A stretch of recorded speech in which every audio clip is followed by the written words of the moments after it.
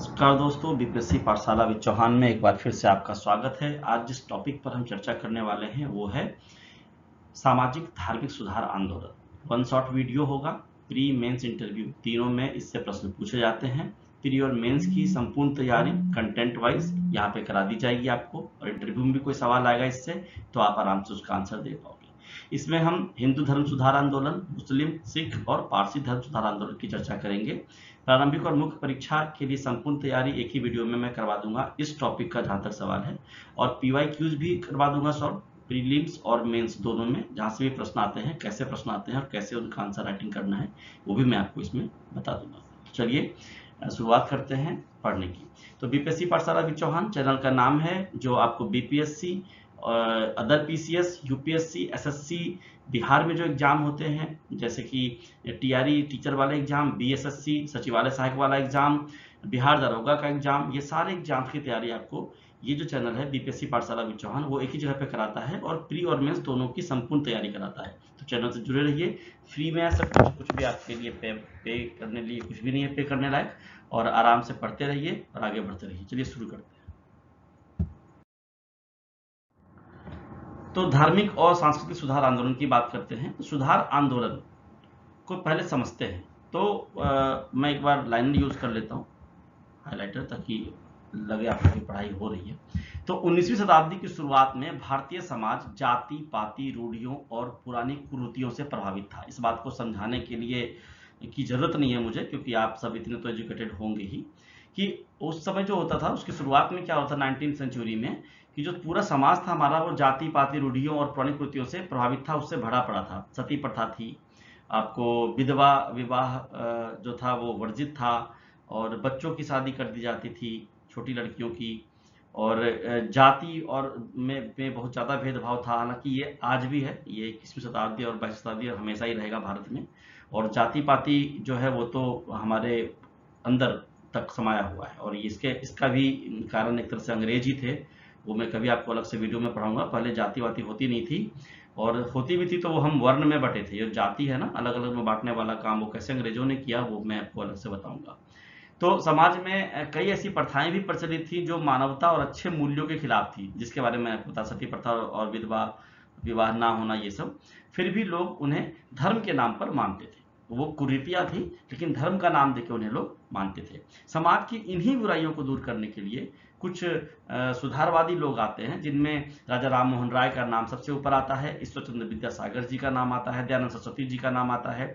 ये सभी समाज सुधारकों ने, और भी कई नाम आगे आएंगे, मैं सारा पढ़ाऊंगा आपको। इन लोगों ने क्या किया, धर्म सुधार आंदोलन शुरू किया, ताकि भारत के समाज को आधुनिक और मजबूत बनाया जा सके, तथा पश्चिमी चुनौतियों का सामना किया जाने लायक इसको तैयार किया जा सके। तो इस तरह से सुधार आंदोलन की शुरुआत होती है, यही कारण था शुरुआत करने का। और अलग से एक बात समझ लेते हैं कि भारत में सामाजिक धार्मिक सुधार आंदोलन की आवश्यकता आखिर पड़ी ही क्यों। तो इसको पॉइंट वाइज पढ़ते हैं। देखिए, मैं जो भी मैं आपको कंटेंट देता हूँ वो पॉइंट वाइज इसलिए देता हूँ क्योंकि मेंस में अगर प्रश्न आए तो आपको अलग से पॉइंट बनाने या समझने की जरूरत ना पड़े। आप यहीं से पॉइंट उठाओ, डालो, आराम से नंबर आएंगे। तो पॉइंट वाइज समझते हैं। अंग्रेजी शासन की उपस्थिति थी। अंग्रेजों के भारत आने के बाद भारतीय समाज की कमियों और समस्याओं पर ध्यान गया।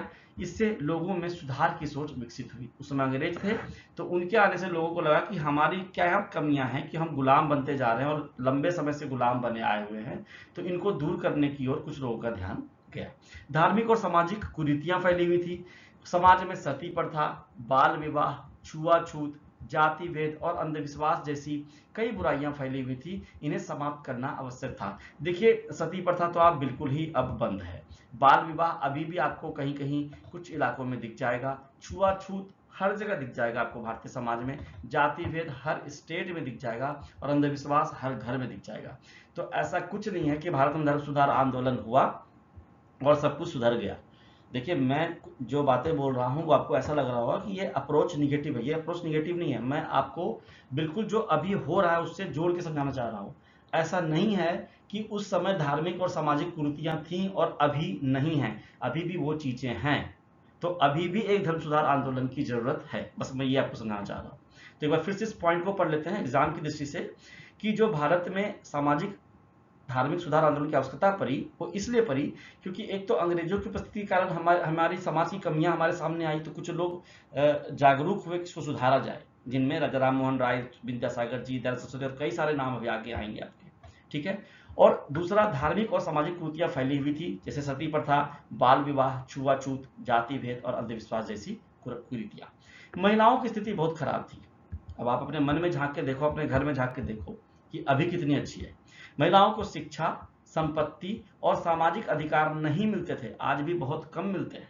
विधवाओं का जीवन भी बहुत कठिन था, इसमें थोड़ा सुधार आया है, इसलिए उनके उत्थान के लिए भी सुधार जरूरी था। चलो ये चीजें अभी हम कर रहे हैं तो अभी तो हमारे लिए शर्म की बात है, लेकिन उन दिनों जो परिस्थितियां थी, उन दिनों अगर समाज सुधारकों ने इन चीजों को सुधारने की बात करी कि चलो महिलाओं को शिक्षा दी जाए, उनको संपत्ति में अधिकार दिया जाए, उनको सामाजिक अधिकार में समानता मिले, है ना, और विधवाओं का पुनर्विवाह करके उनके जीवन को सेटल किया जाए, तो उस समय अगर लोगों ने सोचा तो उस समय की दृष्टि से ये बहुत बड़ी बात थी, ठीक है, ये अच्छी चीज थी। अब है शिक्षा का प्रसार और नई जागरूकता। आधुनिक शिक्षा के फैलने से, यहां आधुनिक शिक्षा का मतलब अंग्रेजी शिक्षा समझिएगा, ठीक है, लोगों में तर्क, विज्ञान और समानता की भावना बढ़ी। लोग पुरानी कुरीतियों के खिलाफ आवाज उठाने लगे। ये पॉइंट आप समझ गए होंगे, कुछ भी नहीं समझाने लायक है। दुनिया के बारे में जानकारी बढ़ना, विदेशों के विचारों, लोकतंत्र, मानवाधिकार और समाज सुधार आंदोलनों की जानकारी मिलने से भारतीयों में भी सुधार की इच्छा पैदा हुई। देखिए, दुनिया के बारे में जानकारी कैसे मिलेगी? हम हिंदी संस्कृत पढ़ने वाले लोग थे, है ना, अवधि पढ़ने वाले लोग थे, अलग अलग भाषाएं थी हमारे यहाँ, अंग्रेजी हमारी भाषा नहीं थी। जब लोगों ने अंग्रेजी पढ़ा, जो भी आप नाम ये देख रहे हो ना, राजा राम मोहन राय हो, विद्यासागर जी हो, दयानंद सरस्वती हो, ये सब इंग्लिश के भी विद्वान थे, अंग्रेजी में इन्होंने विद्वता हासिल की थी, ठीक है, और भी कई आएंगे आगे, कई साउथ इंडियन वाले भी आएंगे। तो इन लोगों ने जब विदेशों के पुस्तकों को पढ़ा, उनके विचारों को पढ़ा, वहां जो लोकतंत्र में चीजें हो रही है उनको पढ़ा, विदेशों में जो मानवाधिकार के काम हो रहे हैं वहां उसको समझा, उनके सामाजिक सुधार आंदोलन समझा, तो इनको लगा कि भारत में भी, भारतीयों में भी सुधार की जरूरत है, और इस तरह से भारत में सामाजिक धार्मिक सुधार आंदोलन की जरूरत पड़ी और आगे हम बढ़े। अब एक एक हम अलग अलग धर्मों में जो सुधार आंदोलन हुए एक साथ पढ़ेंगे, सबको कंफ्यूजन होगा, तो मैंने क्या किया है, हिंदू का, मुसलमानों का, सिखों का और पारसियों का अलग अलग से आपको समझाने की कोशिश करेंगे। ईसाइयों का नहीं, क्योंकि हम ईसाई यहाँ पे थे नहीं, बनाए जा रहे थे, ठीक है। तो सबसे पहले पढ़ते हैं हिंदू धर्म सुधार आंदोलन, और सबसे पहला जो नाम आता है वो आता है ब्रह्म समाज का, ठीक है। तो एक पॉइंट में कैसे लिखेंगे, तो ब्रह्म समाज आधुनिक भारत का पहला सामाजिक धार्मिक सुधार आंदोलन था, जिसकी स्थापना 1828 ईस्वी में राजा राम मोहन राय ने की थी। राजा राम मोहन राय ने 1828 में ब्रह्म समाज की स्थापना की थी, बाद में ब्रह्म सभा की स्थापना की थी, बाद में इसी का नाम ब्रह्म समाज रखा गया। ब्रह्म समाज का मुख्य उद्देश्य क्या था? एक ईश्वर की पूजा करना।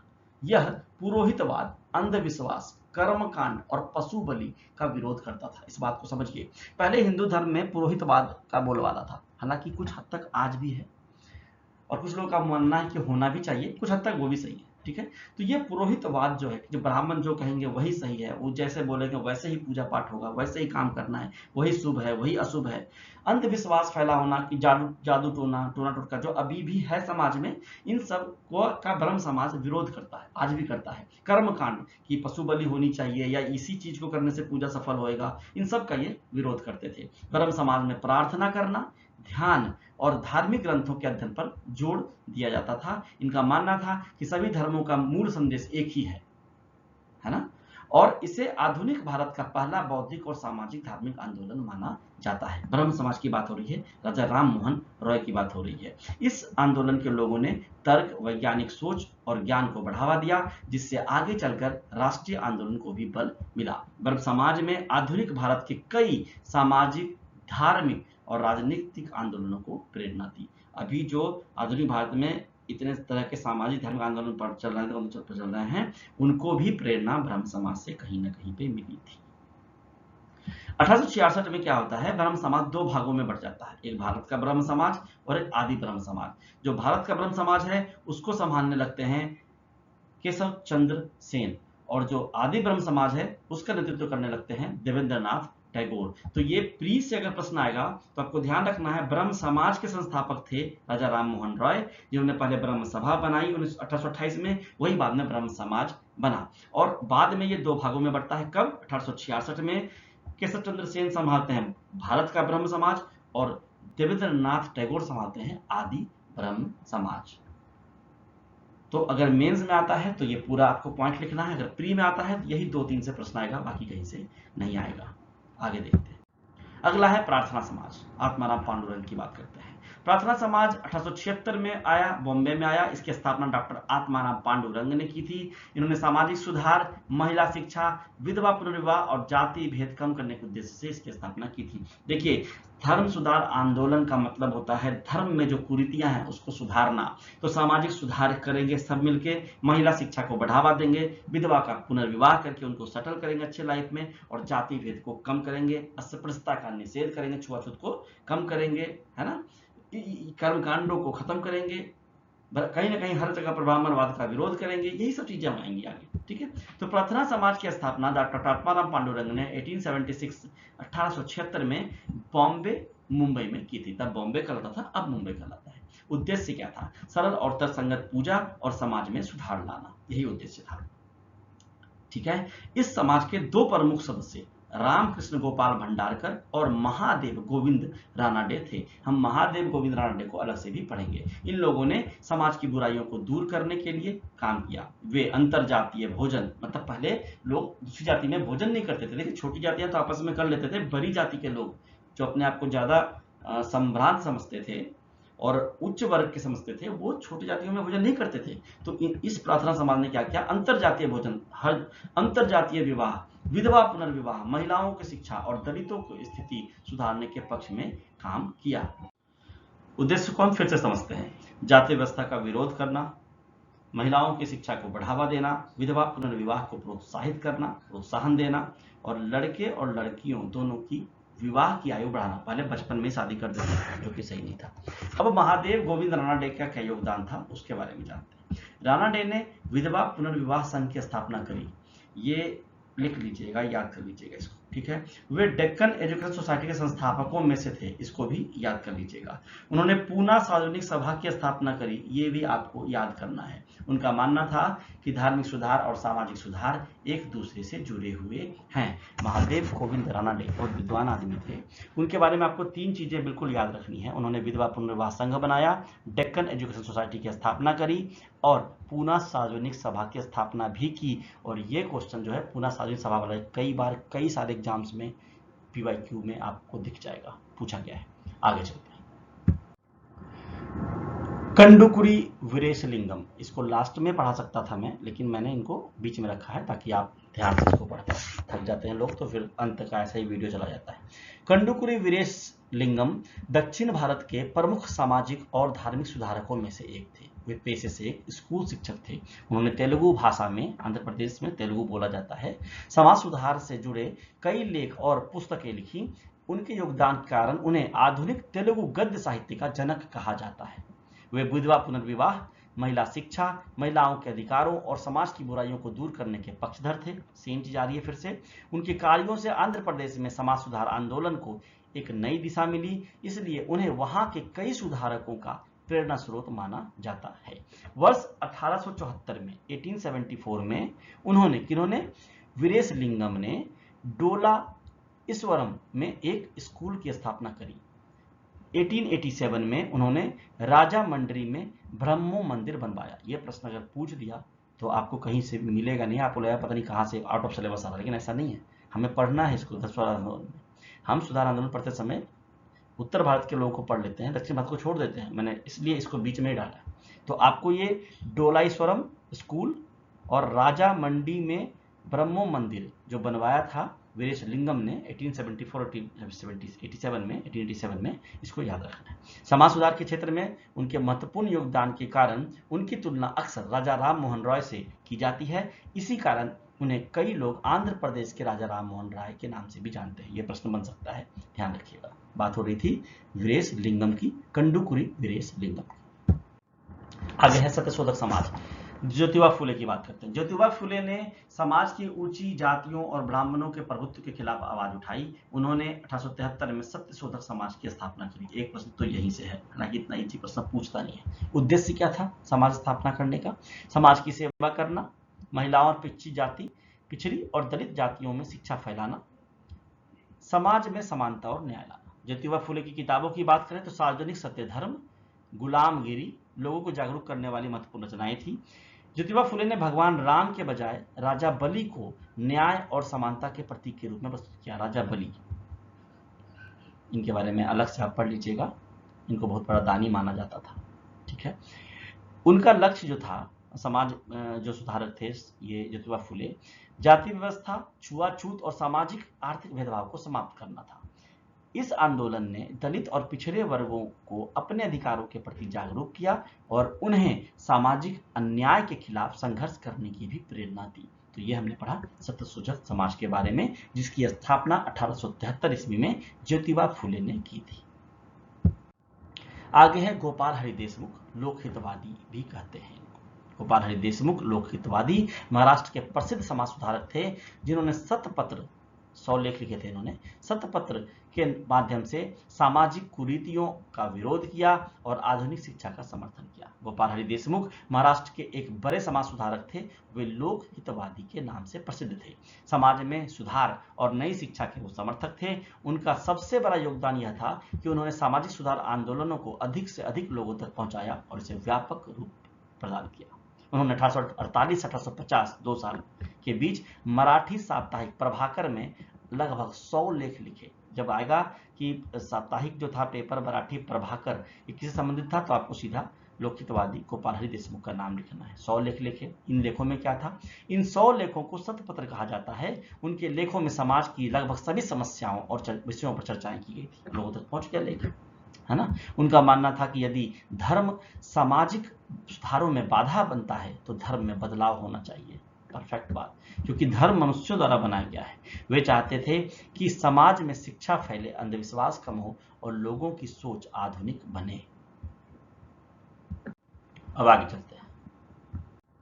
आगे है वेद समाज 1864। वेद समाज का मुख्य उद्देश्य क्या था, समाज में जाति भेद, बाल विवाह और अंधविश्वास को दूर करके समानता और सामाजिक सुधार को बढ़ावा देना। ऑलमोस्ट सब में यही चीज है।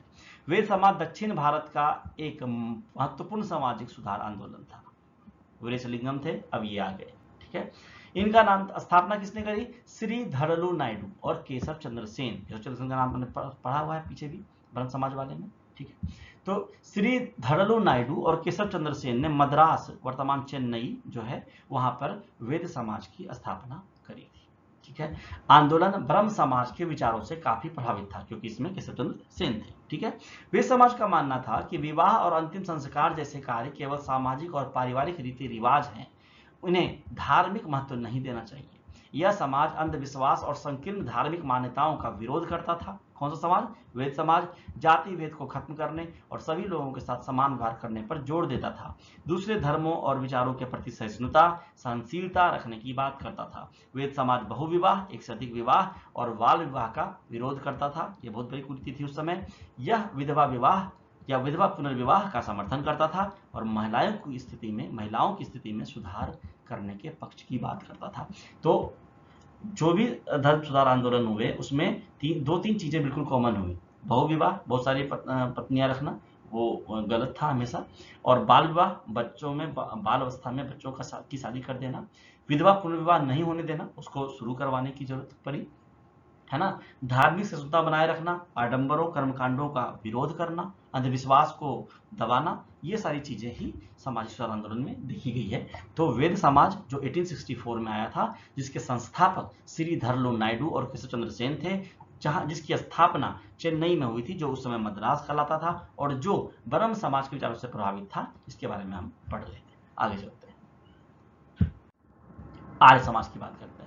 डीएवी स्कूल का नाम आप सबने सुना होगा। आर्य समाज की स्थापना किसने करी, स्वामी दयानंद सरस्वती। कब करी, 1875 में। कहां करी, बॉम्बे में, अब वो मुंबई कहलाता है। बाद में मुख्यालय लाहौर बन गया। पहले स्थापना हुई बॉम्बे में, बाद में मुख्यालय लाहौर बना। आर्य समाज का मानना था कि लोगों को वेदों की शिक्षाओं की ओर वापस लौटना चाहिए। देखिए, आर्य समाज का मानना तो था ही, दयानंद सरस्वती ने ये लाइन बोली है, वेदों की ओर लौटो, है ना। तो आर्य समाज का मानना था कि वेदों की शिक्षाओं की ओर वापस लौट जाना चाहिए। इस आंदोलन का प्रमुख केंद्र दयानंद एंग्लो वैदिक स्कूल और कॉलेज थे। डीएवी स्कूल और डीएवी कॉलेज थे। पहला डीएवी स्कूल 1886 में लाहौर में खोला गया था। देखिए, स्थापना हुई थी आर्य समाज की तो बॉम्बे में, लेकिन पहला डीएवी स्कूल खोला गया था लाहौर में, इसीलिए मुख्यालय बन गया लाहौर। ठीक है, ये प्रमुख केंद्र क्या थे? डीएवी स्कूल और कॉलेज थे। आर्य समाज ने आधुनिक मतलब कि पश्चिमी शिक्षा के साथ साथ वैदिक शिक्षा पर भी जोर दिया। इस आंदोलन ने हिंदुओं में आत्मसम्मान, आत्मविश्वास और राष्ट्रीय भावना को बढ़ाया। आर्य समाज ने यह साबित करने का प्रयास किया कि भारतीय संस्कृति और वैदिक परंपराएं किसी भी विदेशी संस्कृति से कम नहीं है। हमें अपने आप को कमतर करके नहीं आंकना है, हम अपने वेदों की ओर लौटेंगे और उसमें वो सारी चीजें हैं जो शायद उस समय या आज भी पाश्चात्य संस्कृति में देखने को नहीं मिलती है। तो हमारी परंपराएं, हमारी संस्कृति किसी भी विदेशी संस्कृति से कम नहीं है, यह समझाने का प्रयास किया था आर्य समाज ने। जिन लोगों ने ईसाई या इस्लाम धर्म अपना लिया था, उन्हें फिर से हिंदू धर्म में घर वापसी, शुद्धिकरण आंदोलन चलाया गया, वापस लाओ सबको। ठीक है, शुद्धि आंदोलनों के कारण 1920 के दशक में सांप्रदायिक तनाव कुछ बढ़ गया, जो बाद में राजनीतिक रूप भी लेने लगा। जब धर्म परिवर्तन होता है तो सांप्रदायिक तनाव बढ़ता ही बढ़ता है और बाद में उसमें राजनीति का प्रवेश होता ही होता है। ठीक है, तो अगर आज के समाज ने हिंदुओं को वापस ईसाई और इस्लाम से हिंदू बनाना शुरू किया तो वो आर्य समाज था। स्वामी दयानंद सरस्वती की मृत्यु हो जाती है और फिर लाला हंसराज, पंडित गुरुदत्त, लाला लाजपत राय और स्वामी श्रद्धानंद जैसे लोगों ने उनके कार्यों को आगे बढ़ाया। स्वामी दयानंद के विचार और उनकी प्रसिद्ध पुस्तक सत्यार्थ प्रकाश में लिखे गए हैं। तो यहाँ से 2-3 प्रश्न हमसे पूछे जाते हैं। एक तो आर्य समाज के संस्थापक कौन थे, ये बहुत ही ईजी हो गया, अब शायद ना पूछे। कहाँ और कब हुआ, ये पूछे, 1875 में और बॉम्बे में। ठीक है, मुख्यालय मेन कहाँ बना, तो लाहौर में। पहला डीएवी स्कूल कहाँ खोला गया, कब खोला गया, 1886 में लाहौर में। ठीक है, इन्होंने किसने कहा था वेदों की ओर लौटो, दयानंद सरस्वती ने। और सत्यार्थ प्रकाश की रचना किसने की थी, दयानंद सरस्वती ने। इतने प्रश्न आते हैं प्री में, और बाकी मेंस में अगर आर्य समाज से प्रश्न है तो जो मैंने लिखा है वो लिख दीजिएगा, मुझे नहीं लगता कोई भी नंबर कटेगा आपका। आगे चलते हैं, परमहंस मंडली की बात करते हैं। परमहंस मंडली 1849 महाराष्ट्र का एक सामाजिक सुधार संगठन था, जिसने जाति भेद, मूर्ति पूजा जैसी कुरीतियों का विरोध किया तथा महिला शिक्षा और विधवा पुनर्विवाह का समर्थन किया। परमहंस मंडली की स्थापना कहाँ हुई थी, महाराष्ट्र में दुर्गा राम मेहता जी और दादोबा पांडुरंग ने की थी। ये नाम याद रखिएगा, परमहंस मंडली की स्थापना महाराष्ट्र में दुर्गा राम मेहता जी और दादोबा पांडुरंग ने की थी। यह संगठन अपना काम गुप्त रूप से करता था। इसके संस्थापक एक ईश्वर में विश्वास करते थे। तो कौन सा समाज सुधार आंदोलन जो था, कौन सी मंडली थी जो अपना काम गुप्त रूप से करता था? अभी तक ऐसा वर्ड आया नहीं पीछे, ब्रह्म समाज कहीं भी, देव समाज कहीं भी, तो वो था परमहंस मंडली 1849। इस मंडली का मुख्य उद्देश्य जाति पाति के भेदभाव को कम करना था। मंडली ने मूर्ति पूजा और जाति व्यवस्था का विरोध किया। इसके सदस्य सभी जातियों के लोगों के साथ मिलकर भोजन करते थे, चाहे भोजन किसी भी जाति के व्यक्ति ने बनाया हो। जो हमने पहले पढ़ा है वो चीज दोबारा आ रही है। मंडली महिला शिक्षा, विधवा पुनर्विवाह के पक्ष में थी। इसकी शाखाएं पुणे, सतारा और महाराष्ट्र के अन्य शहरों में स्थापित की गई थी। देखिए, मुख्य रूप से वही बातें बार बार आ रही हैं, तो आप एक भी अच्छे से याद कर लोगे तो सारा लिख पाओगे, लेकिन आपको ये जो ईस्वी है और संस्थापक है, ये दो चीजें तो आपको रटनी ही पड़ेगी। ये अगर आप मिक्स कर दोगे तो फिर नंबर कट जाएंगे। जैसे परमहंस मंडली 1849 कहाँ हुआ था, महाराष्ट्र में। किसने किया था, मेहता जी और पांडुरंग ने, है ना। ये चीजें आपको याद रखनी है। आगे चलते हैं, यंग बंगाल आंदोलन की बात करेंगे, हेनरी डेरोजियो की बात करेंगे। बहुत छोटे उम्र में बहुत कुछ कर गए थे। कोलकाता के हिंदू कॉलेज के कुछ युवा छात्रों और शिक्षकों द्वारा चलाया गया एक सामाजिक और बौद्धिक आंदोलन था। क्या, यंग बंगाल आंदोलन। नेतृत्व किया था हेनरी लुई विवियन डेरोजियो ने। उनके अनुयायियों को डेरोजियंस कहा जाता था।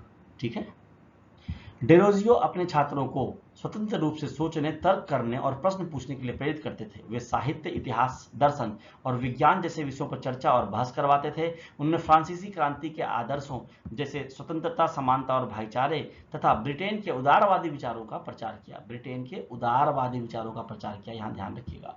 यंग बंगाल आंदोलन के लोग महिलाओं की शिक्षा, महिलाओं के अधिकार और सामाजिक सुधारों के समर्थक थे। लेकिन यह आंदोलन बहुत अधिक सफल नहीं हो सका, क्योंकि उस समय का समाज इन नए विचारों को अपनाने के लिए तैयार नहीं था। इसके अलावा उन्हें समाज के अन्य वर्गों का पर्याप्त समर्थन भी नहीं मिला। क्यों नहीं मिला समर्थन? क्योंकि डेरोजियंस जो थे वो आम जनता, खासकर किसानों और मजदूरों से सीधे संपर्क में नहीं थे। वो तो स्कूल कॉलेज से संपर्क में थे, इसलिए वे उनकी समस्याओं को प्रभावी ढंग से उठा नहीं सके, इसलिए आंदोलन सफल नहीं हुआ। फिर भी बहुत हद तक सफल हुआ। अपनी सीमाओं के बावजूद यंग बंगाल आंदोलन के लोगों में तर्कशील सोच, सामाजिक जागरूकता और सार्वजनिक मुद्दों पर चर्चा करने की परंपरा को बढ़ावा दिया, जो आज भी किया जाता है स्टूडेंट्स के द्वारा। यह भारतीय सामाजिक सुधार आंदोलनों के इतिहास में एक महत्वपूर्ण कदम माना जाता है। तो इससे प्री में प्रश्न, यंग बंग आंदोलन, हेनरी विवियन डेरोजियो, ये ध्यान रखिएगा। ठीक है, आगे चलते। ईश्वरचंद्र विद्यासागर जी का नाम आता है। ईश्वरचंद्र विद्यासागर ने शिक्षा के प्रसार, महिला शिक्षा, विधवा पुनर्विवाह और सामाजिक सुधार के लिए महत्वपूर्ण योगदान दिया। इसको ध्यान से पढ़िएगा, प्रश्न आते हैं इनसे।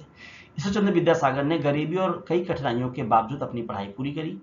गरीब परिवार से थे। 1851 में वे संस्कृत महाविद्यालय के प्रधानाध्यापक, प्रिंसिपल बने, प्राचार्य बोलिए या प्रधानाध्यापक बोलिए।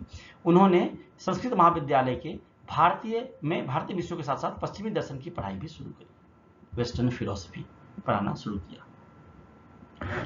उन्होंने संस्कृत महाविद्यालय में प्रवेश केवल ब्राह्मणों तक सीमित नहीं रखा। पहले ब्राह्मण से बातें होंगी, जब ये प्रिंसिपल बने, इन्होंने गैर ब्राह्मणों को भी प्रवेश तो दरवाजे खोल दिए। उन्होंने बंगाली भाषा की शुरुआती पाठ्य पुस्तकें लिखी और बंगाली गद्य को सरल और आधुनिक बनाने में महत्वपूर्ण योगदान दिया, लेखक थे। उन्होंने महिलाओं के अधिकारों और उनकी शिक्षा के लिए बहुत काम किया। उनके प्रयासों के कारण 1856 में 1856 में विधवा पुनर्विवाह अधिनियम पारित हुआ। विधवा पुनर्विवाह अधिनियम कब पारित हुआ? 1856 में। किसके प्रयासों से? ईश्वरचंद्र विद्यासागर के प्रयासों से। ध्यान रखिए, यहाँ से प्रश्न है प्री में। ठीक है, जिससे विधवाओं के पुनर्विवाह को कानूनी मान्यता मिली। उनकी देखरेख में 1856 में उच्च जाति के हिंदुओं के बीच पहला कानूनी विधवा विवाह संपन्न हुआ, 1856 में। ठीक है, बेथ्यून स्कूल की बात करते हैं। बेथ्यून स्कूल 1849 की स्थापना उन्होंने महत्वपूर्ण सहयोग दिया। यह भारत का पहला अस्थायी बालिका विद्यालय था। स्कूल के सचिव के रूप में उन्होंने महिला शिक्षा के प्रसार में महत्वपूर्ण भूमिका निभाई। ये 2 पॉइंट याद रखना है आपको इस वाले टॉपिक से। 1856 में विधवा पुनर्विवाह अधिनियम, ईश्वरचंद्र विद्यासागर। बेथ्यून स्कूल, भारत का पहला अस्थायी बालिका विद्यालय, ईश्वरचंद्र विद्यासागर। ठीक है, उन्होंने बाल विवाह और बहुविवाह जैसी सामाजिक बुराइयों का भी विरोध किया और उनके खिलाफ अभियान चलाया। आगे चलते हैं। आगे है देव समाज। वो वेद समाज था, अब है देव समाज। संस्थापक कौन थे? पंडित शिव नारायण अग्निहोत्री। कब किया? 1887 में। कहाँ किया? लाहौर में। ब्रह्म समाज में बढ़ती गुटबाजी, आपसी मतभेद के कारण जो पंडित शिव नारायण अग्निहोत्री थे वो उनसे अलग हो गए और देव समाज की स्थापना करी। बाद में देव समाज ने ब्रह्म समाज से अलग अपनी पहचान बनाई और गुरु को सबसे महत्वपूर्ण स्थान इसमें दिया गया। देव समाज ने उस समय के प्रचलित हिंदू धर्म की कई मान्यताओं को नहीं माना। कुरीतियों को मतलब देवी देवताओं और पारंपरिक पूजा पद्धतियों के स्थान पर सच्चे गुरु और परमात्मा की पूजा पर जोर दिया। नहीं, कुरीतियां नहीं, यहाँ पर ये भी आ गया। सॉरी, देव समाज जो है वो देवी देवताओं और पारंपरिक पूजा पद्धतियों को भी नहीं मान रहा था। वो तो सच्चे गुरु और परमात्मा की पूजा पर जोर दिया। जाति व्यवस्था और जातिगत भेदभाव का विरोध किया, सभी करते थे। समाज के सदस्यों को एक साथ भोजन करने, अंतरजातीय विवाह करने के लिए प्रोत्साहित किया। पुरुषों और महिलाओं दोनों को शिक्षा का समर्थन किया गया। शिक्षा के प्रसार के लिए मोगा में एक सह शिक्षा लड़के लड़कियां साथ पढ़े विद्यालय खोला गया, जो बाद में देव समाज हाई स्कूल बना। ये इंपॉर्टेंट है, मोगा वाला, ये ध्यान रखिएगा। 1901 में देव समाज बालिका विद्यालय की स्थापना हुई, ये भी इंपॉर्टेंट है। समाज में उच्च नैतिक मूल्यों को पर बल दिया। झूठ बोलना, चोरी करना, धोखा देना, रिश्वत लेना और जुआ खेलना गलत माना गया और इन पर रोक थी इस समाज को जो मानते थे उनके लिए। अब एक बार जो संस्थापक थे पंडित शिव नारायण अग्निहोत्री, उनके बारे में थोड़ा सा जान लेते हैं। शुरुआत में वो ब्रह्म समाज के विचारों से प्रभावित थे। उन्होंने विवाह सुधार का समर्थन किया, बाल विवाह का विरोध किया, शुद्ध शाकाहारी भोजन का समर्थन किया। उन्होंने आर्य समाज की आलोचनाओं के विरुद्ध ब्रह्म समाज के विचारों का बचाव किया। 1888 से 89 में आर्य समाज के हमलों के खिलाफ सिख धर्म का समर्थन उनको मिला था। इस तरह से हमने पढ़ा देव समाज। अब आगे देखते हैं हमें क्या पढ़ना है। अब हमें पढ़ना है थियोसॉफिकल आंदोलन। अब जो हिंदू धर्म सुधार वाला था वो धीरे धीरे अंत हो रहा है इसका। फिर हम मुसलमानों के बारे में पढ़ेंगे, धर्म सुधार आंदोलन के बारे में, फिर सिखों और पारसियों के बारे में। थियोसॉफिकल आंदोलन, इसके बारे में जानते हैं। चलिए, थियोसॉफिकल आंदोलन भारतीय संस्कृति, हिंदू धर्म, हिंदू दर्शन और विश्व बंधुत्व के विचारों पर आधारित एक सामाजिक धार्मिक सुधार आंदोलन था, जिसे भारत में एनी बेसेंट ने लोकप्रिय बनाया। थियोसॉफिकल सोसाइटी की स्थापना भारत में एनी बेसेंट ने की थी। इसको मैंने बिहार के संदर्भ में भी अलग से पढ़ाया और 2 बार बिहार गई थी, वो मैंने पढ़ाया है बिहार स्पेशल वाले में, आप जाके देखिएगा ध्यान से, बीपीएससी वालों के लिए इंपॉर्टेंट है वो वीडियो देखना। शुरुआत वर्ष 1875 में अमेरिका में हुआ था, न्यूयॉर्क शहर से, थियोसॉफिकल आंदोलन का। ठीक है, स्थापना किसने किया था? Madam H.P. ब्लावात्स्की और कर्नल M.S. ऑलकॉट। ठीक है, ये लोग भारतीय संस्कृति और विचारों से बहुत प्रभावित थे। वर्ष 1882 में उन्होंने अपने संगठन का मुख्यालय भारत के अडयार, मद्रास और चेन्नई में स्थापित किया। ठीक है, इस आंदोलन का मानना था कि ध्यान, प्रार्थना और आध्यात्मिक साधना के द्वारा मनुष्य अपनी आत्मा को ईश्वर से जोड़ सकता है। थियोसॉफिकल सोसाइटी ने हिंदू धर्म की कई मान्यताओं जैसे पुनर्जन्म, फिर से जन्म लेना, कर्म सिद्धांत को स्वीकार किया। यह उपनिषद, सांख्य, योग और वेदांत जैसे भारतीय दर्शन से प्रेरित थी। थियोसॉफिकल आंदोलन हिंदू धर्म के पुनः जागरण से जुड़ गया था। इसने कई सामाजिक बुराइयों का विरोध किया, जैसे बाल विवाह, जातिगत भेदभाव, छुआछूत। साथ ही इसने दलितों और पिछड़े लोगों के उत्थान, विधवाओं की स्थिति सुधारने तथा महिलाओं की शिक्षा को बढ़ावा देने का भी काम किया। तो यहाँ पर अगर ये पूछे थियोसॉफिकल सोसाइटी को भारत में कौन लेके आए, तो एनी बेसेंट, लेकिन उसके संस्थापक कौन थे? तो मैडम ब्लावात्स्की और M.S. ऑलकॉट थे। ये याद रखना आपको। अब एनी बेसेंट के बारे में थोड़ा जानते हैं, क्योंकि इंडिया में तो यही लेके आई थी थियोसॉफिकल सोसाइटी को। ठीक है, वर्ष 1907 में ऑलकॉट की मृत्यु के बाद एनी बेसेंट इस संस्था की अध्यक्ष बनी। देखिए, 2 थे ना पहले, ब्लावात्स्की और ऑलकॉट। जब ऑलकॉट मर गए तो एनी बेसेंट अध्यक्ष बन गई। ठीक है, उनके नेतृत्व में यह आंदोलन और अधिक लोकप्रिय हुआ। एनी बेसेंट वर्ष 1893 में भारत आई थी। उन्होंने वर्ष 1898 में सेंट्रल हिंदू कॉलेज की स्थापना बनारस में की थी, बाद में ही BHU बन जाएगा। यहाँ हिंदू धर्म के साथ साथ आधुनिक विज्ञान की शिक्षा भी दी जाती थी। बाद में यही कॉलेज 1916 में स्थापित बनारस हिंदू विश्वविद्यालय की नींव बना और एनी बेसेंट ने महिलाओं की शिक्षा और उनके अधिकारों के लिए भी महत्वपूर्ण कार्य किए। तो ये चीज़ ध्यान रखिए। यहाँ से एक प्रश्न तो आप याद ही कर लीजिएगा कि BHU की स्थापना किसने करी थी? एनी बेसेंट ने। हालांकि पहले नाम सेंट्रल हिंदू कॉलेज था 1898 में, लेकिन बाद में वही जो नाम है वो 1916 में BHU हो गया। ठीक है, आगे चलते हैं। रामकृष्ण आंदोलन, माय फेवरेट, रामकृष्ण मिशन की बात करते हैं। रामकृष्ण परमहंस एक महान संत थे। वे मानते थे कि ईश्वर को पाने के लिए त्याग, ध्यान और भक्ति का मार्ग अपनाना चाहिए। उनका विश्वास था कि सभी धर्मों का मूल संदेश एक ही है और ईश्वर तक पहुंचने के कई रास्ते हो सकते हैं। वे कहते थे, रामकृष्ण परमहंस, कि मनुष्य की सेवा ही ईश्वर की सच्ची सेवा है। रामकृष्ण परमहंस की शिक्षाओं से ही रामकृष्ण आंदोलन की शुरुआत हुई। इस आंदोलन का मुख्य उद्देश्य लोगों को आध्यात्मिकता, प्रेम, सेवा और मानवता की भावना का विकास करना था। ऐसा माना जाता है कि रामकृष्ण परमहंस को काली माँ के साक्षात दर्शन हुए थे। सही है, गलत है, ये शोध का विषय है, लेकिन ऐसा माना जाता है। और बाद में इनके ही शिष्य बनते हैं स्वामी विवेकानंद, जिन्होंने रामकृष्ण मिशन की स्थापना करी थी। दोस्तों, ये थोड़ा देखो 32 मिनट का हो गया है, हो सकता है ये 45 मिनट 50 मिनट का हो जाए। आपको लगे रहना है, आपको SDM, DSP और IAS IPS जैसे पोस्ट पे जाना है, तो आपको पेशेंस रखना है। पढ़ाई को डिटेल में करना ही होगा। कहाँ से प्रश्न आ जाएगा प्री का, कहाँ से उठा के पूछ देगा मेंस का, तो अगर ऊपर ऊपर की पढ़ाई करोगे लूसेंट टाइप की, तो वो एग्जाम नहीं निकाल पाओगे आप। तो आप थोड़ा ध्यान से पढ़िए और बातों को समझिए। अंडरलाइन मैं इसलिए कर रहा हूँ ताकि आपका भी ध्यान रहे उस लाइन पे, है ना, वरना लगेगा भागवत पढ़ रहे हैं। उद्देश्य क्या है? रामकृष्ण जो आंदोलन है उसका उद्देश्य क्या था? ऐसे संतों और कार्यकर्ताओं को तैयार करना जो रामकृष्ण परमहंस के विचारों और वेदांत के संदेशों को लोगों तक पहुंचाए। वेदांत क्या होता है, उपनिषद क्या होते हैं, ये मैं आपको प्राचीन भारत का इतिहास पढ़ाऊंगा तो डिटेल से समझा दूंगा। सभी लोगों की सेवा करना, चाहे वे किसी भी जाति के हो, धर्म या वर्ग के हो, तथा शिक्षा, सहायता और समाज सेवा के कार्य करना भी उद्देश्य था रामकृष्ण आंदोलन का। रामकृष्ण परमहंस के प्रमुख शिष्य स्वामी विवेकानंद ने वर्ष 1897 में रामकृष्ण मिशन की स्थापना करी।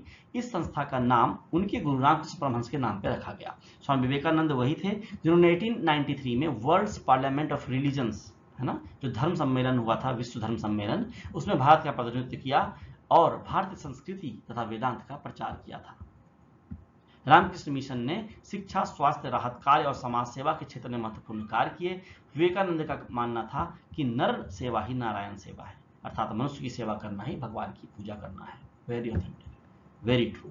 वे आधुनिक विज्ञान और तकनीक का उपयोग मानव कल्याण के लिए करने में के समर्थक थे और आज भी रामकृष्ण मिशन धार्मिक, सामाजिक और शैक्षिक कार्यों के माध्यम से समाज की सेवा कर रहा है। आगे देखते हैं। अब हिंदू सुधार आंदोलन समाप्त हो जाता है यहाँ पे, और अब हम पढ़ने वाले हैं मुस्लिम सुधार आंदोलन। तो मुस्लिम सुधार आंदोलन में जो पहला हमें पढ़ना है वो है वहाबी और शाह वली उल्लाह का आंदोलन। मैं फिर से बता दूं, मैंने वहाबी आंदोलन को 2 वीडियो में अलग अलग जगह पे डिटेल से समझाया है, वहां भी जाके आप देख सकते हो। एक तो आधुनिक भारत वाले ही प्लेलिस्ट में मिल जाएगा आपको, दूसरा बिहार वाले में भी मैंने आपको समझाया है, क्योंकि इसका प्रभाव बिहार में भी पड़ा था। तो पढ़ते हैं वहाबी आंदोलन, शाह वली उल्लाह आंदोलन। यह आंदोलन अरब के मोहम्मद इब्न अब्द अल बहाव और भारत के शाह वली उल्लाह के शिक्षाओं से प्रेरित था। उद्देश्य क्या था? मुसलमानों को इस्लाम की मूल और सच्ची शिक्षाओं की ओर वापस ले आना।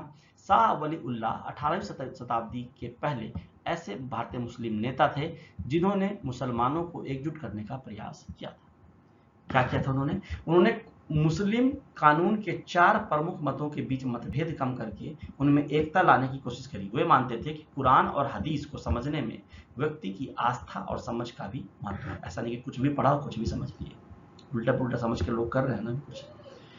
उनकी शिक्षाओं को उनके पुत्र शाह अब्दुल अजीज और सैयद अहमद बरेलवी ने आगे बढ़ाया। देखिए, सैयद अहमद बरेलवी का बहुत योगदान आएगा आगे स्वतंत्रता संग्राम में भी। सैयद अहमद बरेलवी ने इस आंदोलन को धार्मिक के साथ साथ राजनीतिक रूप भी दिया, यही मैं बोलना चाह रहा था। आंदोलन का मुख्य उद्देश्य मुस्लिम समाज में फैली गैर इस्लामी और अंधविश्वासी प्रथाओं को समाप्त करना था। सर सैयद अहमद ने पैगंबर मोहम्मद के समय के आदर्श इस्लामी समाज की स्थापना पर जोर दिया। उनका मानना था कि जो हमारे पैगंबर हैं, उनके समय में जो समाज थी ना, मुस्लिम समाज, हमें उस तरह का बनना है, ना कि आज के जैसा। ठीक है। आंदोलन के नेताओं का मानना था कि भारत को इस्लामी सिद्धांतों के अनुसार चलाया जाना चाहिए। शुरुआत में यह आंदोलन पंजाब में सिख शासन के विरुद्ध था। यहाँ पे कंट्राडिक्शन है, यहाँ पे कंट्रोवर्सी आएगा। ठीक है। वर्ष 1849 में पंजाब पर अंग्रेजों के अधिकार के बाद इसका लक्ष्य, किसका लक्ष्य? वहाबी आंदोलन का लक्ष्य अंग्रेजी शासन के विरोध करना बन गया। स्वतंत्रता संग्राम में कूद गई है। 1857 का विद्रोह के दौरान वहाबियों ने अंग्रेजों के खिलाफ लोगों में जागरूकता और विरोध की भावना फैलाने में महत्वपूर्ण भूमिका निभाई, और 1870 के दशक में अंग्रेजों ने इस आंदोलन को दबा दिया और यह कमजोर पड़ गया। ठीक है। तो वहाबी आंदोलन जो था उसका योगदान 1857 के विद्रोह में भी था, ये आपको ध्यान रखना है। आगे देखते हैं। दूसरा आता है मुस्लिम सुधार आंदोलनों में देवबंद आंदोलन। यह भी एक धर्म सुधार आंदोलन था। उद्देश्य क्या था? मुसलमानों को कुरान और हदीस की सही शिक्षा देना, सेम जैसा वहाबी का था, और उनमें धार्मिक जागरूकता बढ़ाना, साथ ही विदेशी शासन के खिलाफ संघर्ष की भावना को भी जीवित रखना इसका लक्ष्य था। देवबंद आंदोलन की शुरुआत जो होती है वो 1866 में होती है, देवबंद नामक जगह से, उसी के नाम पे इसका आंदोलन का नाम पड़ता है। और जो देवबंद जगह है वो है सहारनपुर, उत्तर प्रदेश में। स्थापना किसने करी? मौलाना मोहम्मद कासिम नानोतवी और मौलाना राशिद अहमद गंगोही ने दारुल उलूम देवबंद नामक एक इस्लामी शिक्षण संस्थान की स्थापना करी और उसी के तहत देवबंद आंदोलन चलाया। कहाँ पे? देवबंद में, सहारनपुर में, उत्तर प्रदेश, जो बाद में पूरे देश में फैला। अलीगढ़ आंदोलन।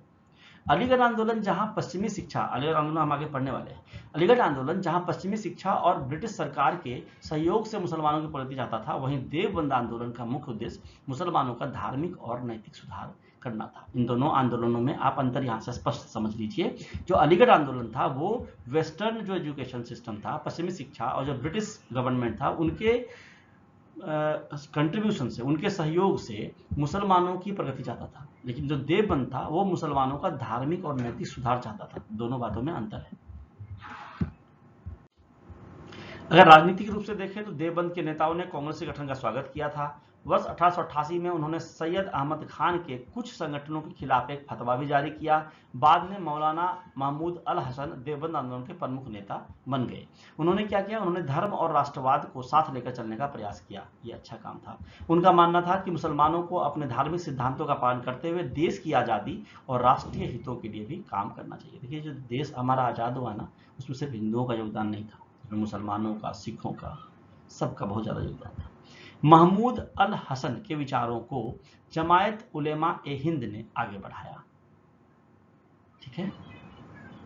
यहां जो था वो दारुल उलूम देवबंद था, अब आया जमात उलेमाए हिंद। ठीक है, इस संगठन ने मुसलमानों के धार्मिक और राजनीतिक अधिकारों की रक्षा के साथ साथ भारतीय एकता का भी समर्थन किया। अब एक नाम आता है सिवली नुमानी, जो बाद में जुड़ेंगे इस आंदोलन से, उनके बारे में डिटेल से पढ़ते हैं, प्रश्न आता है। देवबंद विचारधारा के समर्थक थे सिवली नुमानी। उन्होंने शिक्षा में अंग्रेजी भाषा और आधुनिक विज्ञान को शामिल करने का समर्थन किया। उन्होंने 1894 से 96 के बीच नादवतुल उलामा की स्थापना में महत्वपूर्ण भूमिका निभाई। तो नादवतुल उलामा के संस्थापक कौन थे? सिवली नुमानी। महमूद अल हसन के विचारों को किसने बढ़ाया? जमायत उलेमा ए हिंद ने। ठीक है, ये सब ध्यान रखना है। और सिवली नुमानी कांग्रेस के विचारों से भी प्रभावित थे। उनका मानना था कि भारत में हिंदू और मुसलमान मिलजुल कर रहें और एक ऐसा देश बनाएं जहां दोनों समुदाय प्रेम और सौहार्द के साथ जीवन बिताएं। इस तरह के लोगों के बारे में तो पढ़ना ही चाहिए, जो हमेशा सौहार्द की बात करते हैं। ठीक है, आगे चलते हैं। टीटू मीर का आंदोलन। टीटू मीर हमने पहले भी पढ़ा हुआ है, 2 बार पढ़ा हुआ है, फिर से पढ़ते हैं। टीटू मीर का आंदोलन बंगाल के मुस्लिम किसानों के अधिकारों और समाज सुधार आंदोलन के लिए चलाया गया आंदोलन था। टीटू मीर, जिनका असली नाम मीर निसार अली था, वह सैयद अहमद बरेलवी के शिष्य थे और उनके से प्रभावित बहावी विचारधारा को अपनाए थे। देखिए, जब बहावी आंदोलन था ना, जो मैंने पढ़ाया था अभी 2 स्लाइड पहले, उसको टीटू मीर ने लेके आगे बढ़ाया था। ठीक है, उन्होंने इस्लाम के नियमों शरीयत का पालन करने पर जोर दिया। टीटू मीर ने बंगाल के मुस्लिम किसानों को उनके ऊपर अत्याचार करने वाले जमींदारों के खिलाफ संगठित किया। उस समय अधिकांश जमींदार हिंदू थे, तो एक तरह से सांप्रदायिकता वाला बात आ गया यहाँ पे। ब्रिटिश सरकार ने इस आंदोलन को बहुत उग्र बताया, लेकिन वास्तव में यह उतना उग्र नहीं था। टीटू मीर के जीवन के अंतिम दिनों में उनका और ब्रिटिश पुलिस का संघर्ष हुआ था। ठीक है, और आंदोलन समाप्त हुआ होगा। आगे है फराजी आंदोलन। फराजी आंदोलन की शुरुआत कब हुई थी? 1818 में। किसने करी थी शुरुआत? हाजी शरीयतुल्लाह ने। यह आंदोलन कहाँ शुरू हुआ था? पूर्वी बंगाल, जो आज का बांग्लादेश में चला गया है, वहां पे हुआ था। उद्देश्य क्या था? मुसलमानों में फैली गैर इस्लामी और गलत प्रथाओं को समाप्त करना। देखिए, जैसे हिंदू धर्म आंदोलन के जो 2-4 ही पॉइंट है ना, इनके भी 2-3 ही पॉइंट है। आपको ध्यान से अगर आप देख लोगे 1-2 को भी, तो आपने सिर्फ उसके बाद ईस्वी और उसके नेतृत्वकर्ता या जो संस्थापक थे उनको ही याद रखना है, बाकी सारी चीजें आप आराम से लिख पाओ, तथा लोगों और अपने धार्मिक कर्तव्यों के प्रति जागरूक करना था। 1840 में एक नाम आता है दुदू मियाँ। ये नेता बन जाते हैं फराजी आंदोलन के, और आंदोलन को अधिक मजबूत और संघर्षशील बनाया जाता है। दुदू मियाँ ने क्या किया? आंदोलन को गांव से प्रांत तक फैलाया, संगठित किया और हर क्षेत्र में अपने प्रतिनिधि मतलब खलीफा नियुक्त किए। ठीक है, दुदू मियाँ ने जमींदारों के अत्याचारों का विरोध किया। इसके लिए उन्होंने अपने समर्थकों का एक अर्धसैनिक दल संगठित समूह बनाया था। उन्होंने किसानों से कहा कि वे अन्यायपूर्ण लगान किराया ना दें। आंदोलन ने लोगों के विवाद सुलझाने के लिए अपनी अलग अदालतें भी बनाई थी। दुदू मियाँ को अंग्रेज सरकार ने कई बार गिरफ्तार किया था। 1847 में उनकी गिरफ्तारी के बाद आंदोलन कमजोर पड़ने लगा। 1862 में जब उनकी मृत्यु हो गई, तो यह आंदोलन राजनीतिक रूप से लगभग समाप्त ही हो गया और यह केवल फिर धार्मिक आंदोलन के रूप में रह गया।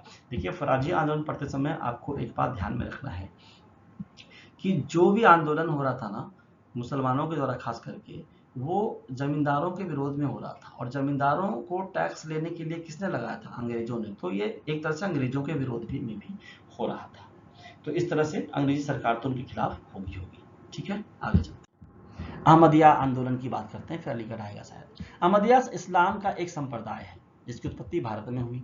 इसकी स्थापना 1889 में मिर्जा गुलाम अहमद ने की। किसकी स्थापना? अहमदिया की नहीं, अहमदिया आंदोलन की। ठीक है, यह उदारवादी सिद्धांतों पर आधारित था। इसने खुद को मुस्लिम पुनर्जागरण के वाहक के रूप में वर्णित किया। अहमदिया आंदोलन ने और खुद को ब्रह्म समाज की तरह मानवता के सार्वभौमिक धर्म के सिद्धांत पर आधारित बताया। साथ ही जिहाद, जो गैर मुसलमानों के खिलाफ, काफिरों के खिलाफ पवित्र युद्ध है, उसका भी विरोध किया कि मिलजुल के रहना है, तो जिहाद वाली बात नहीं होनी चाहिए। ऐसा किसने कहा? अहमदिया आंदोलन ने।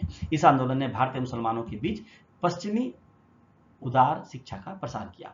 अहमदिया समुदाय एकमात्र इस्लामी संप्रदाय है जो यह मानता है कि मसीहा मिर्जा गुलाम अहमद का जन्म धार्मिक युद्धों और रक्तपात को समाप्त करने एवं नैतिकता, शांति और न्याय को बहाल करने के लिए हुआ था। इस लाइन को ध्यान से याद कर लीजिएगा, मेन से लिखिएगा, मार्क्स आएंगे। वे धर्म को राज्य से अलग करने के साथ साथ मानवाधिकार और सहिष्णुता में भी विश्वास रखते थे। उनका कहना था कि धर्म अलग चीज है, राज्य अलग चीज है। राज्य यहाँ देश राष्ट्र की बात होती है। आगे चलते हैं। अलीगढ़ आंदोलन की बात करते हैं। मुसलमानों का इंपॉर्टेंट आंदोलन था। सर सैयद अहमद खां की बात होगी, है ना, अलीगढ़ मुस्लिम कॉलेज की बात होगी, यूनिवर्सिटी की बात होगी। सर सैयद अहमद खां मुसलमानों में आधुनिक शिक्षा फैलाने वाले सबसे महत्वपूर्ण समाज सुधारकों में से एक थे। उन्होंने समझा कि मुसलमानों की तरक्की तभी संभव है जब वे आधुनिक और वैज्ञानिक शिक्षा प्राप्त करें। इसी उद्देश्य से उन्होंने अलीगढ़ आंदोलन शुरू किया। मुख्य उद्देश्य क्या था? मुस्लिम समाज की शिक्षा, समाज और राजनीति में सुधार करना। इस आंदोलन के मुसलमानों को केवल पारंपरिक धार्मिक शिक्षा तक सीमित रहने के बजाय अंग्रेजी और आधुनिक शिक्षा अपनाने के लिए भी प्रेरित किया। सर सैयद अहमद खां चाहते थे कि लोग कुरान की शिक्षाओं को विज्ञान और तर्क के अनुसार समझें, ऐसे नहीं पढ़ते चले जाएं। उनका मानना था कि धर्म को समय के साथ चलना चाहिए, नहीं तो उसका प्रभाव धीरे धीरे कम होता जाता है। वे लोगों को सोचने, समझने और तर्क करने की स्वतंत्रता देना चाहते थे और उनका कहना था कि केवल पुरानी परंपराओं पर निर्भर नहीं रहना चाहिए। वर्ष 1864 में उन्होंने साइंटिफिक सोसाइटी की स्थापना करी। 1864 में साइंटिफिक सोसाइटी की स्थापना किसने करी थी? सर सैयद अहमद खान ने। ठीक है, इसका उद्देश्य क्या था? ये जो सोसाइटी थी, इसका उद्देश्य क्या था? पश्चिमी ज्ञान और पुस्तकों का भारतीय भाषाओं में अनुवाद करना तथा मुसलमानों में वैज्ञानिक सोच विकसित करना। उन्होंने अलीगढ़ इंस्टीट्यूट गजट नामक पत्रिका भी निकाली, जो साइंटिफिक सोसाइटी का ही हिस्सा थी। तो आपको अलीगढ़ इंस्टीट्यूट गजट और साइंटिफिक सोसाइटी, ये याद रखना है, जुड़ा हुआ था सर सैयद अहमद खां से। 1877 में क्या हुआ? उन्होंने मोहम्मडन एंग्लो ओरिएंटल कॉलेज की स्थापना करी। बाद में यही संस्थान अलीगढ़ मुस्लिम यूनिवर्सिटी बना। अलीगढ़ आंदोलन ने मुस्लिम समाज में नई जागरूकता पैदा करी और उर्दू भाषा के प्रसार में भी योगदान दिया। सर सैयद जो थे वो सामाजिक सुधारकों के समर्थक थे। वे लोकतंत्र, अभिव्यक्ति की स्वतंत्रता और शिक्षा के पक्षधर थे। वे धार्मिक कट्टरता, अज्ञानता और अंधविश्वास के विरोधी थे। उन्होंने पर्दा प्रथा, बहुविवाह और 3 तलाक जैसी कुरीतियों की आलोचना करी। उस टाइम में 1877, 1864 के समय में ये पर्दा प्रथा, बहुविवाह और 3 तलाक जैसी कुरीतियों का विरोध करना एक बहुत बड़ी बात थी।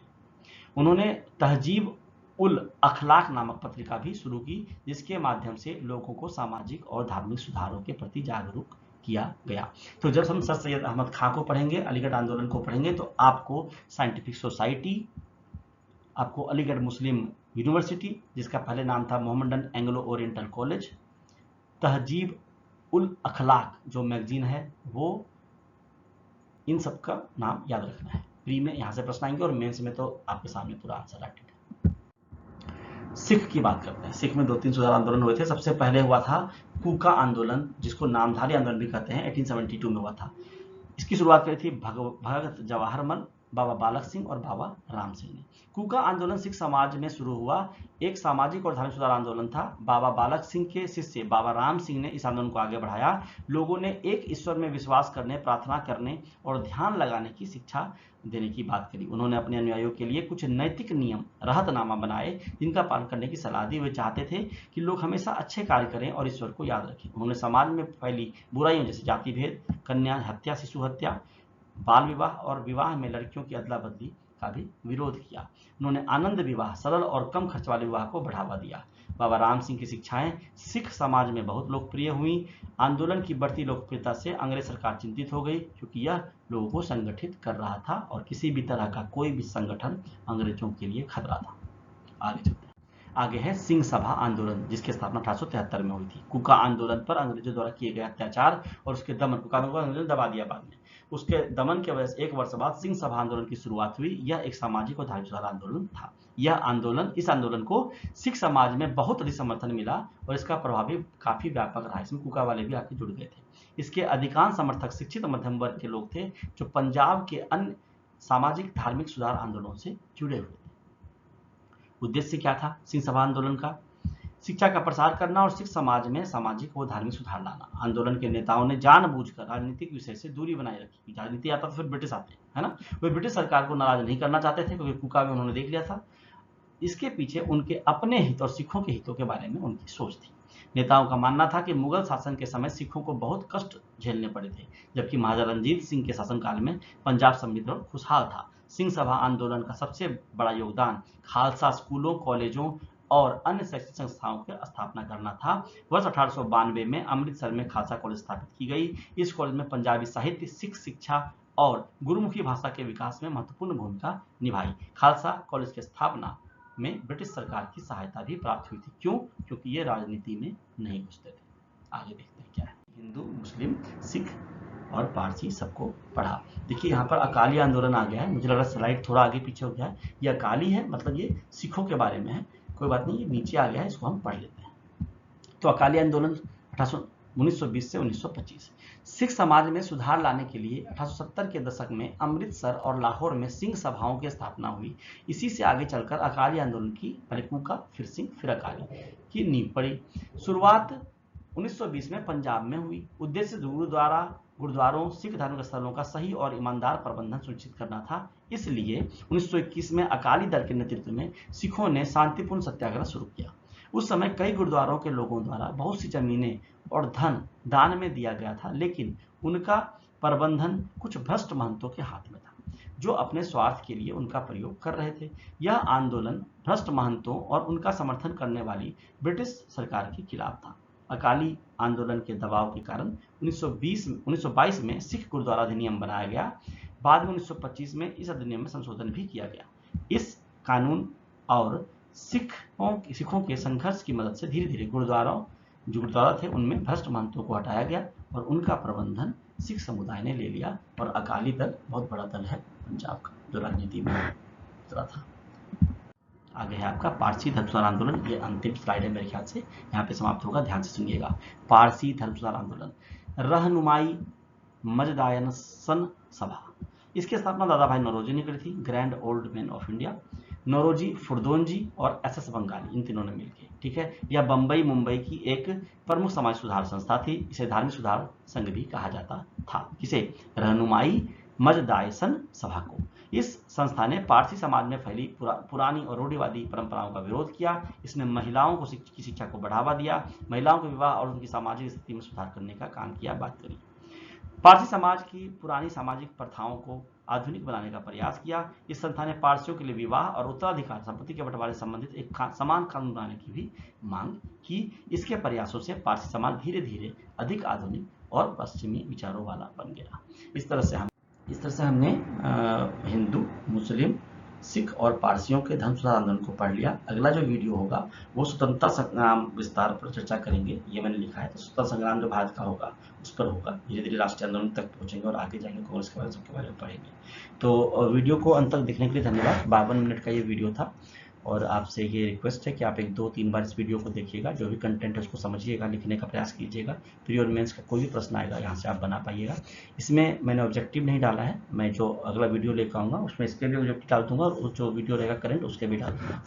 तो चैनल है BPSC Pathshala with Chauhan. BPSC, other PCS, SSC और यूपीएससी की, जीएस की, प्री मेंस की तैयारी एक साथ करवाता है। आपको कहीं और जाने की जरूरत नहीं है, चैनल से जुड़े रहिए। तब तक के लिए आपका धन्यवाद और पढ़ते रहिए, हमेशा मस्त रहिए।